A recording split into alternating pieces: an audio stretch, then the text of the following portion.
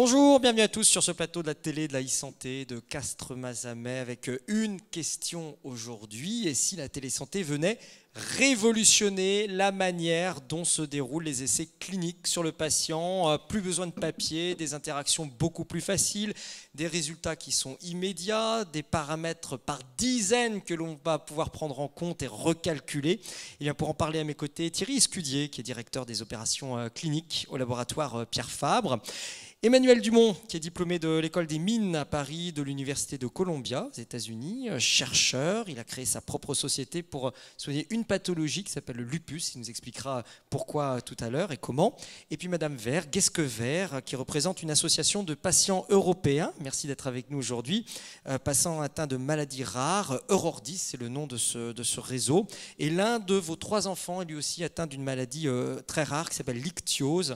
C'est une maladie de la peau qui rend la peau très très sèche, extrêmement douloureux et pénalisant. Il n'y a pas de traitement définitif connu à ce jour. On a des possibilités seulement de soulager les personnes et vous nous direz aussi de ce que vous attendez de la modification des essais cliniques par Internet. Thierry Escudier, pour tous ceux qui ne sont pas encore familiers des essais cliniques que peuvent mener entre autres des laboratoires, on peut parler quand même de l'histoire ou de la préhistoire qui n'est pas totalement finie, du temps où on utilisait le papier. Comment ça se passait ou ça se passe encore de manière traditionnelle, un essai clinique et une remontée d'informations? Alors, le principe des études cliniques, on va dire à l'ancienne, mais encore présent actuellement, c'est de récupérer des informations dans le cadre des protocoles d'études qui sont menés à l'hôpital, où les laboratoires qui ont un candidat médicament écrivent un protocole d'études et qui va être réalisé par des médecins. Et depuis des dizaines d'années, cette récupération de données se faisait au travers de cahiers d'observation. Et ça n'est que très récemment que l'industrie pharmaceutique s'est tournée vers les nouveaux outils, en particulier grâce à Internet, pour avoir une récupération d'infos beaucoup plus rapide. Ouais, ça semble incroyable jusqu'à présent, donc jusqu'aux dernières années, on remontait des tonnes et des tonnes et des tonnes de papier avec des choses écrites à la main dessus, soit par un patient, soit par un médecin chargé de l'étude, et on ressaisissait ça dans des ordinateurs. Oui, tout à fait. Mais c'est qu'en fait, il y a une grande prudence de la part de l'industrie pharmaceutique d'être sûr que les processus qui vont être utilisés vont être acceptés par les autorités et parfois un petit peu d'incompréhension par rapport aux attentes. Donc, on préfère rester un petit peu en retrait par rapport aux nouvelles technologies. Alors ça, j'ai envie de dire, ça, c'était avant, comme dit la pub. Maintenant, c'est en train de se passer comment? Alors maintenant, je pense que tout le monde finalement réalise que c'est dans l'intérêt du patient, y compris les autorités qui le disent, y compris les médecins investigateurs, les associations de patients aussi qui le déclarent, et l'industrie pharmaceutique qui se dit il faut y aller. Et donc, utiliser les nouvelles technologies pour être en mesure de récupérer plus vite et plus de données. Très concrètement, ça se passe comment? Les patients sont équipés, je sais pas, de tablettes, de smartphones. Comment est-ce que remonte cette information? Alors, dans la plupart des études, c'est essentiellement les équipes de médecins, investigateurs qui récupèrent les informations sur leur ordinateur. Mais dans certaines pathologies, on a besoin d'avoir le vécu du patient. Et effectivement, historiquement, ça se passait il y a 10 ans avec des palmes pilotes, mais je ne sais même pas si dans l'assistance, les gens se souviennent d'un palme pilote. Maintenant, c'est les smartphones, c'est les tablettes, c'est sur Internet directement, et surtout aussi peut-être les objets connectés qui, eux, peuvent communiquer en direct sans même avoir besoin finalement de faire quoi que ce soit. Donc remontée d'informations quasi immédiate aujourd'hui à la personne qui lance le test. Vous dites avec beaucoup d'honnêteté d'ailleurs que ça a l'air tout simple comme ça, mais en réalité c'est un chamboulement, de véritable révolution pour l'industrie pharmaceutique. Alors c'est d'autant plus un chamboulement qu'on avait une histoire entre guillemets qui était plutôt binôme, c'est-à-dire le laboratoire pharmaceutique et les équipes médicales. Et le patient, qui était bien sûr informé des études, mais finalement il n'était qu'un exécutant. Or, il était passif. Il était passif, sauf qu'il vivait l'étude, mais il n'était pas acteur. Alors que là, il devient acteur, moteur, il devient participatif réellement dans l'étude, et ça le motive d'autant plus. Ouais. Vous insistez beaucoup aujourd'hui sur le rôle, justement, pas que du patient, mais des associations de patients, en disant que pour vous, elles doivent devenir des partenaires. Dans quel sens ? Parce qu'en fait, l'avantage, c'est que les associations de patients sont des corps constitués, qui sont reconnus par les autorités, qui souhaitent qu'ils participent même parfois à l'évaluation de certains dossiers d'enregistrement. Et puis en même temps, ils nous apportent la connaissance, puisqu'ils ont souvent eux-mêmes cette maladie, et ils sont bien mieux placés que nous, par exemple, pour savoir ce qu'ils endurent, ce qu'ils souffrent. Alors la manière dont vous l'expliquez semble très naturelle. On a l'impression que les patients, ils acceptent ça, que c'est bien pour eux. Ils acceptent réellement, les patients, d'avoir, pourquoi pas, des trackers à domicile, d'être un peu plus pour un sentiment d'espionnage à domicile, beaucoup plus proche de ce qu'ils vivent et de ce qu'ils ressentent. Je crois que tout est une question d'information. Le processus d'information des patients est toujours passé par ce qu'on appelle les consentements éclairés qui permettaient de décrire, mais plus on explique en fait les avantages éventuellement les contraintes, plus on fait passer, je dirais, auprès des patients la nécessité d'avoir plus de données pour leur sécurité avant tout, et je crois que ça, ils l'acceptent bien volontiers. Ouais, vous avez montré, hein, vous avez ramené des images de campagne, justement, de sensibilisation que vous faites auprès des patients, parce qu'Internet, c'est aussi informer qu'on fait de la sensibilisation, qu'on fait des enquêtes, qu'on travaille sur de nouvelles maladies. On va les voir là à l'écran. Quel type, par exemple, de campagne est-ce que vous avez pu faire comme ça? En fait, dans le cadre d'études en particulier que nous avons menées sur une étude dans la dermatologie pédiatrique avec un de nos produits dans les hémangiomes, il y avait une nécessité vraiment importante de pouvoir élargir le cercle de connaissances autour de l'étude clinique parce qu'on souffrait justement d'une capacité de recrutement. Or, comme dans toute compétition, il y a aussi la nécessité d'aller vite dans le cadre des études cliniques, aussi bien pour notre intérêt laboratoire que, bien entendu, pour les patients. Et le fait d'élargir le cercle de connaissances avec, par exemple, un site internet, voire même Facebook, ça peut être utilisé, permet d'avoir une plus grande audience et donc plus de captation d'intérêt de la part des patients. Autre exemple en image aussi d'autres sites que vous créez pour informer les patients qu'il y a des études en cours. Absolument, mais ça a été un petit peu compliqué, notamment en France, parce qu'il y avait une certaine résistance parfois de certains corps constitués, on va dire, mais de plus en plus sur un plan européen, sur un plan bien sûr aux US, il y a une grande volonté d'être plus transparent et d'être plus au contact de la population de patients concernés. Qu'est-ce que vous représentez aujourd'hui des associations de patients européens, vous êtes très sensible à une maladie entre autres qui s'appelle l'ichthyose. Est-ce que vous pouvez nous décrire rapidement cette maladie qui est rare et qui est très douloureuse? Well, ichthyosis is a genetic keratinization disorder, which means that the skin is not functioning normal. There is a scaling up, so the skin is getting very thick. It's like you might have on your feet, and that's the whole body.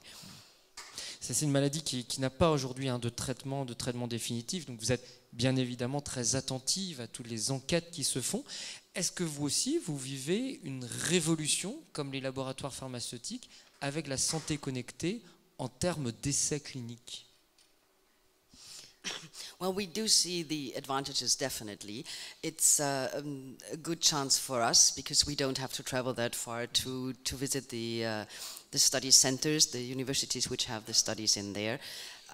It makes life much easier if we have ourselves the possibilities to tick the boxes. I'm feeling well, because this is something study nurses usually don't ask. They look at the skin and they look, well, is it better or is it not? But it's not only the being better of the skin, it's also the feeling well. Ça va au-delà justement de la remontée, de la manière dont on fait remonter les informations, ce changement clinique. On ne se contente pas d'utiliser des smartphones ou autres. Dans les enquêtes aussi, les patients peuvent réellement dire ce qu'ils vivent, ils peuvent l'écrire, et vous notez que cela se fait peut-être avec plus de franchise encore lorsqu'on est face à son ordinateur.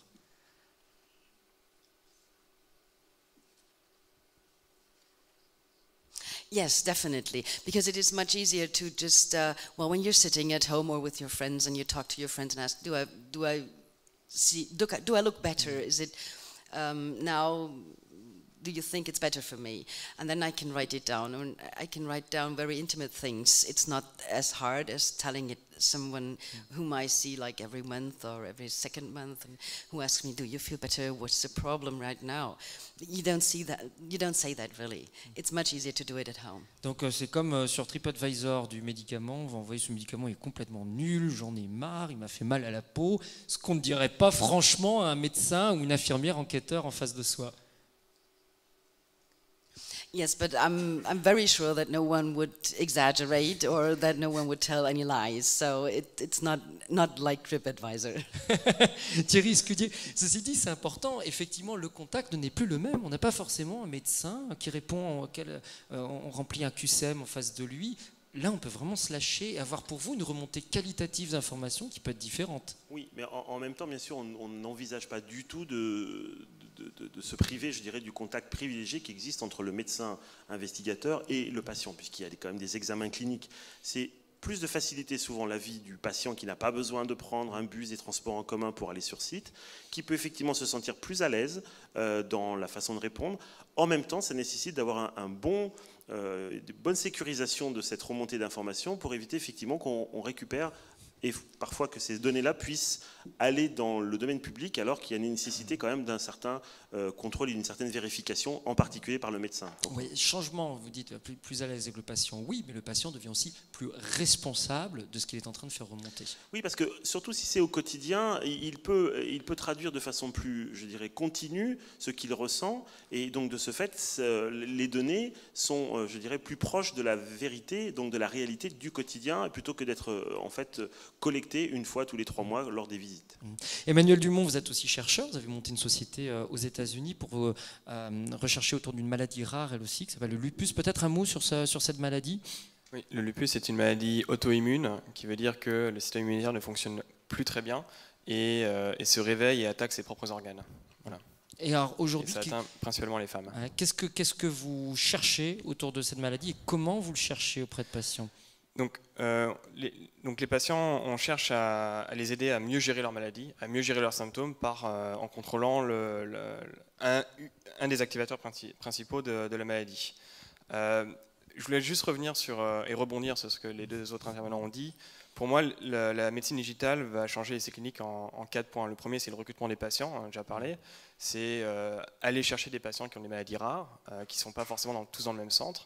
La deuxième chose, c'est la numérisation des données, vous en avez parlé. La troisième chose, c'est la granularité.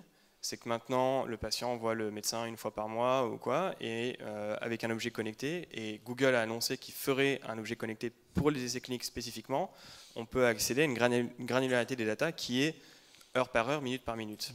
Et ça permet de définir des nouveaux outcomes pour les clinical trials. Et la quatrième chose, c'est d'étudier dans la vie du médicament, est-ce qu'il y a des effets indésirables qu'on n'a pas détectés pendant les études cliniques? Alors ça, c'est important, parce que vous dites souvent l'étude clinique, elle est là pour démontrer l'efficacité d'un médicament. Il y a peut-être à démontrer aussi parfois les effets pervers ou les dangers d'un médicament. Oui, alors ça c'est le grand cheval de bataille des régulateurs, et monsieur connaît sûrement mieux le sujet que moi, mais le problème c'est que les études cliniques sont en général 2 à 3 000 patients en phase 3, et ils sont designés par les épidémiologistes pour montrer que le médicament est efficace. Et donc les effets adverses, si on a un doute, on va leur demander aux boîtes pharma de faire des études plus prolongées par la suite, mais souvent les effets adverses nous échappent. Et il y a eu un exemple connu dans la littérature scientifique où ils ont montré que pour un médicament, il y avait des effets indésirables si on prenait un autre médicament. Parce qu'en phase 3, on prend les patients qui n'ont que cette maladie, on va leur donner qu'un seul médicament et ils vont être sains par ailleurs pour être sûr de bien détecter l'efficacité justement. Mais dans la vraie vie, les gens ont plusieurs maladies, ils ont plusieurs médicaments, ils ne sont pas tous jeunes et il y a des problèmes. Et donc on a détecté avec des bases de données de la FDA qu'il y avait peut-être une interaction entre 2 médicaments qui donnait un effet grave, un effet secondaire grave. Donc, et ça a été prouvé. Ouais, là, le véritable changement, c'est pas uniquement la manière dont on récupère les données et la vitesse à laquelle on les récupère, oui. C'est qu'on va pouvoir mettre énormément d'items et de paramètres qu'on va pouvoir analyser. Oui, et ça va rendre les médicaments plus sûrs à prendre. Oui. Dans votre cas, est-ce qu'il y a des paramètres justement sur le lupus que vous allez mettre en place et qui n'auraient peut-être pas été pris jusqu'à présent en remontée papier ou dans la manière traditionnelle de faire des essais cliniques? Oui, alors nous dans le lupus, on mesure quelque chose qui est un peu un des saints grâles de la rhumatologie pour le lupus, qui est la mesure des rayonnements ultraviolets, qui est pour l'instant contrainte au laboratoire. On fait expérience en laboratoire, on ne sait pas du tout combien ils reçoivent et comment ça impacte leur maladie. Donc c'est ça qu'on veut changer. On veut apporter ce paramètre important dans la compréhension de la maladie et de la prise du médicament. Absolument. Donc ça veut dire que demain, avec les objets connectés, je vais aller mesurer alors non seulement les effets, je veux dire, corporels, physiologiques que peut entraîner un médicament, mais je vais prendre en compte, pourquoi pas, les paramètres météo, est-ce que la personne a pris ce médicament au soleil ou est-ce qu'il faisait beau, d'autres paramètres, est-ce qu'elle allait se promener, est-ce que c'est compatible avec, je sais pas, de la promenade à pied ou pas. Il y a des tas de paramètres qu'on ne prenait pas en compte jusqu'à présent, mais qui peuvent arriver maintenant. Bien sûr, et je vais donner un autre exemple sur les essais cliniques. Il y a un grand groupe pharma qui a eu beaucoup de problèmes avec des régulateurs européens, l'EMA, parce qu'ils ont eu beaucoup de cancers de la peau dans l'étude clinique. Et donc ils ont demandé, est-ce que votre médicament donne le cancer de la peau? Et ils n'ont pas su répondre, parce que c'est trop difficile à prouver au point de vue moléculaire, et il leur manquait une donnée fondamentale, qui est la mesure des UV, bien sûr. Mais ils ont il manque des choses dans les essais cliniques maintenant, et je pense que les objets connectés vont changer ça. Thierry Scudier, c'est à la fois, j'ai envie de dire, fascinant, cette capacité à prendre énormément d'items autour du malade, et c'est en même temps enivrant ou étourdissant, parce qu'on se dit comment ils vont faire pour traiter autant d'items derrière. Oui. Alors justement, la grande question qu'on se pose, c'est faut-il récupérer plus de données ou plutôt mieux cibler les données et surtout les avoir en ligne, et donc ce qu'on appelle l'analyse du signal. Parce que la tendance, effectivement, serait de dire avec les nouvelles applications, les capacités de calculateur, on va dire, on peut récupérer effectivement beaucoup plus, mais le plus ne veut pas dire le mieux. Et donc là aussi, il y a des efforts qui sont menés par les laboratoires pharmaceutiques et qui sont d'ailleurs poussés un petit peu par les autorités réglementaires en disant récupérez les bonnes données et surtout faites-les en ligne. N'attendez pas effectivement comme on le faisait avant. Je reboucle sur la conversation du début. Avec le fait d'avoir des cahiers d'observation sur Internet en ligne, on peut analyser le signal quasiment en continu. Et ça permet d'augmenter la sécurité du patient par rapport justement aux effets secondaires. Oui, récupérer les bonnes données, j'ai envie de prolonger en disant, et faites confiance aux patients pour vous faire remonter les bonnes données, les données qui l'intéressent. Les patients connaissent leur corps, les patients, si ça c'est assez nouveau, connaissent de mieux en mieux leur maladie, et ils ont envie d'être actifs à vos côtés. Voilà, et c'est pour ça que justement l'intérêt de faire participer les associations de patients, mais très en amont, y compris donc dans la rédaction des protocoles ou en tout cas dans la préparation des études, leur permet justement de faire exprimer leur voix très en amont avant même que les études se mettent en place et pas simplement pendant l'étude, ce qui devrait permettre d'avoir une meilleure remontée d'informations. Est-ce que vous voyez des changements de position, d'attitude de la part des hôpitaux, des laboratoires qui peut-être vous demandent d'être plus actifs aussi dans ces essais cliniques ? Well, that's a difficult question. On one hand, of course, we are not always we don't love to go to the hospitals because hospitals take always time. You have 2 or 3 hours drive there, you have 3 or 4 hours staying there, and then you have 2 or 3 hours driving back. Even, especially if you have small children, this is really a long, long way. So we, of course, say yes to these online studies, and if the questions are precise enough, and if the rating of the scaling, for example, for ichthyosis it's the scaling, if the rating of the skin, if these data is precisely defined in the trial questionnaire, then even a local GP could maybe do the study. So this medical stuff, which a patient cannot really describe, which should have been done by a clinician, there could be a GP around, and you only have to go to the hospital like 3 times, one when the trial starts, one in the middle, and one at the end. That would be wonderful for all patients. Et Emmanuel Dumont, on parle de toutes ces données qu'on a les moyens de récupérer. Est-ce qu'on a maintenant les moyens de les analyser ? Oui, bien sûr. Dans l'exemple précédent que j'ai donné, qui est donc l'interaction entre 2 médicaments sur une large population, bon, il faut quand même savoir qu'un essai clinique, c'est 3000 patients. Le médicament peut être donné à 3 millions de patients. On a fait un essai sur 1% de la population sur lequel on veut donner. Et donc, toutes ces données qui sont pour l'instant enfouies dans le web, en fait, il y a une base de la FDA, par exemple, qui recense les effets adverses. Il y a aussi une obligation de la part des groupes pharmaceutiques de faire remonter l'information. Donc toutes ces données sont enfouies, mais maintenant, et c'est des terabits d'informations, mais on peut effectivement, avec les clusters, on peut les analyser très très vite. Alors je vais jusqu'au bout de ma question. Il y a aujourd'hui des gens dans le monde qui savent très très bien calculer et analyser des métadonnées avec rapidité.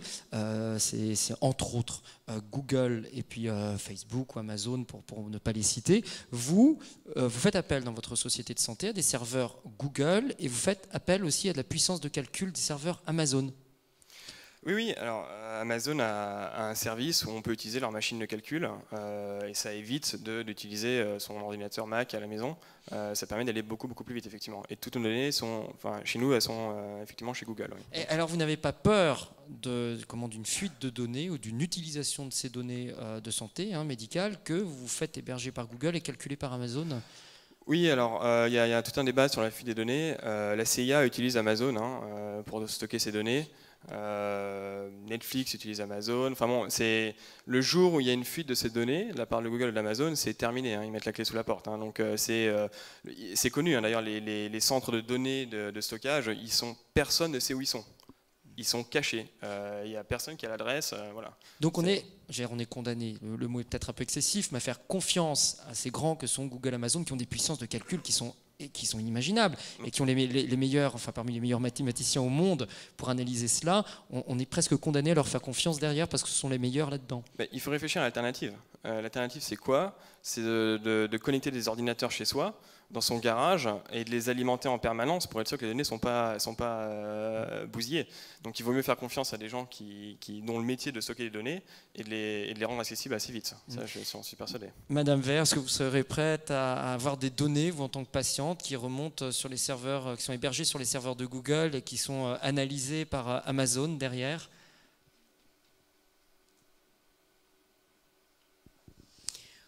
Well, this is really a problem, and that's what I always call this safe environment. Who is going to use the data? Who really has access to the data?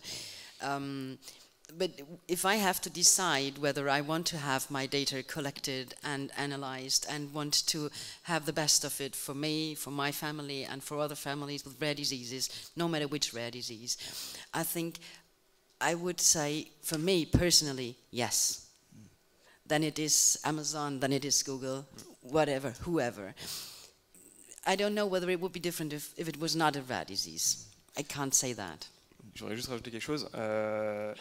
Déjà, il y a des lois qui protègent les patients des données quand même. Enfin, les gens font pas n'importe quoi. Hein. On peut pas. Il y a un accès extrêmement strict et limité aux données. Il faut montrer patte blanche. Hein. Donc c'est pas n'importe qui peut pas accéder. Les employés d'Amazon peuvent pas y accéder. Personne ne peut y accéder. C'est très très très régulé. Sinon, ça devient n'importe quoi. Thierry Scudier, effectivement, il y a des puissances de calcul énormes dont il y aura besoin pour faire ces analyses de données. Il y a des gens qui savent très bien le faire, comme Google, Amazon. Vous seriez prêts, vous, demain, à utiliser leurs serveurs en hébergement, en calcul? Alors là, je ne me prononcerai pas en direct parce que je ne suis pas un spécialiste de la sécurité de ces serveurs. J'imagine qu'ils le sont. On a, nous, encore tendance à garder en fait, ces données-là sur nos propres serveurs, contrôlés par nos propres services informatiques. Et quand nous avons des partenaires, puisqu'il y a beaucoup de gens qui travaillent aussi avec nous dans le cadre des études cliniques, ils font l'objet d'audits de qualification pour s'assurer qu'effectivement la sécurité, y compris même des locaux, est assurée.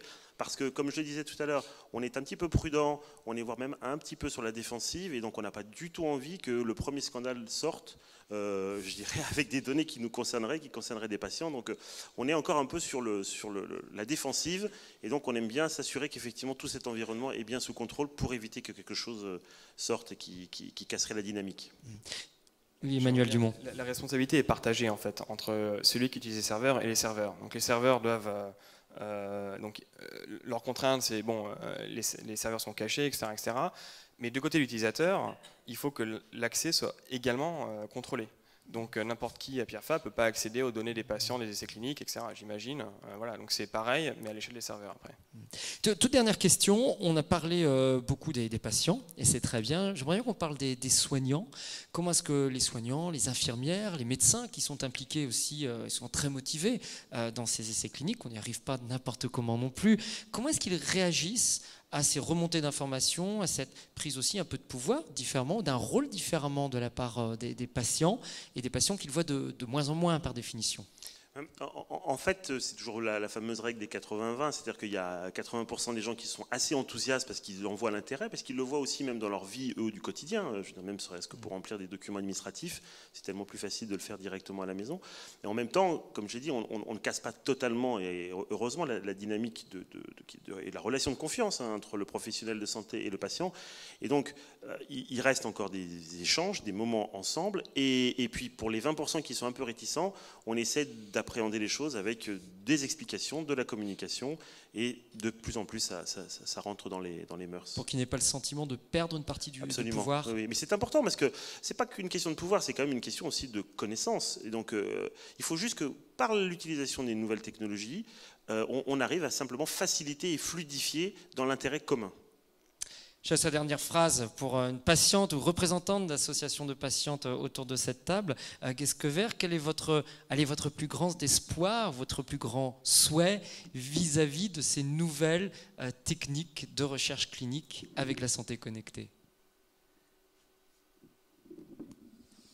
Well, my hope is that more patients are willing to take part in clinical trials, because the circumstances are not that bad anymore. That's one point. And the other one is that the pharmaceutical industry doing these clinical trials will be closer to us, to the patient associations, in the first step already when designing a study.